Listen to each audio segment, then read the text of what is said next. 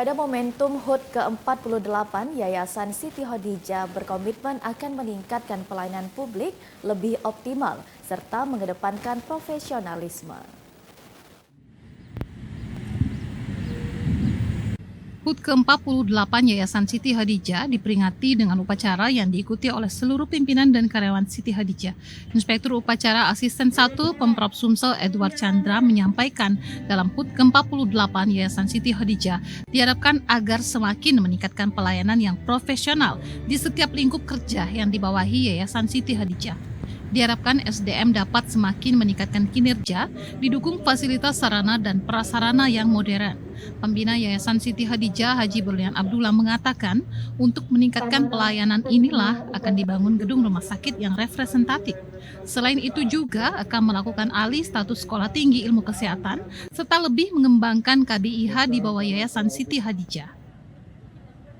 Jadi hari ulang tahun ke-48 Yayasan Siti Khadijah ini adalah merupakan momentum pengembangan terutama rumah sakit di Siti Khadijah Palembang.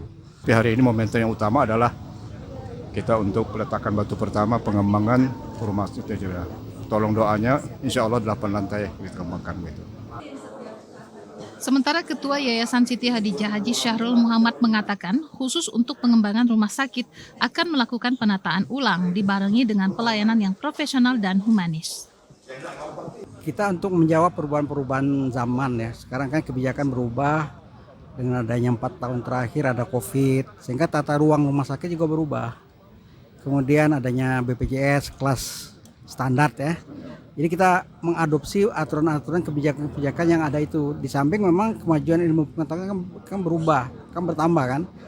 Tuntutan masyarakat bertambah tinggi juga, pelayanan harus baik, harus memenuhi nilai-nilai humanis ya. Termasuk kami rumah sakit syariah kan. Jadi untuk mengadopsi itulah kami berjuang sebetulnya, bukan berjuang untuk membangun ini.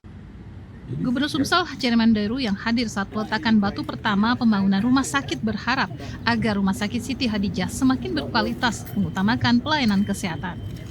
Kita berharap ada rumah sakit yang sangat ikonik yang dimiliki Islam gitu. Jadi identik dengan Islam, identik dengan syar'inya.